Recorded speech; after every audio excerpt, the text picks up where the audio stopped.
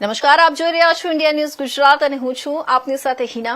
સમાચારની વાત કરીએ વિસ્તારથી. સમાચારની શરૂઆત કરીએ અમદાવાદથી. તો અમદાવાદમાં આવેલા મોનાર્ક યુનિવર્સિટી ખાતે 27 થી 31 માર્ચ 2026 દરમિયાન નેશનલ લેવલની એટીવીસી કાર કોમ્પિટિશનનું આયોજન કરાયું.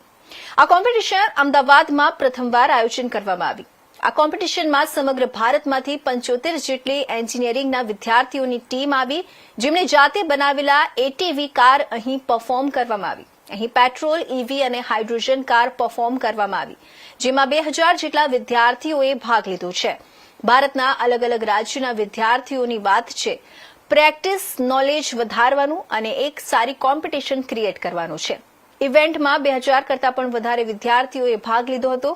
મોનાર્ક યુનિવર્સિટી ખાતે એટીવીસી કાર કોમ્પિટિશનનું આયોજન અમદાવાદમાં પ્રથમવાર કાર કોમ્પિટિશનનું આયોજન કરાયું છે. દેશભરમાંથી 75 જેટલી કોલેજની ટીમોએ ભાગ લીધો હતો. ઓફ રોડિંગ એક્સપિરિયન્સની સાથે કોમ્પિટિશન હતો.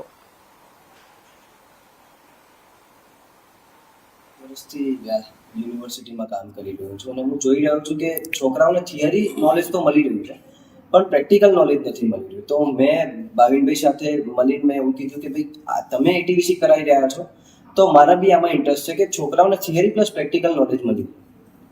તો અમારો એવો ઉદ્દેશો છે કે છોકરાને આ વર્ષે 40% થિયરી 60% આપણે પ્રેક્ટિકલ નોલેજ પાછળ જ્ઞાન આપીએ.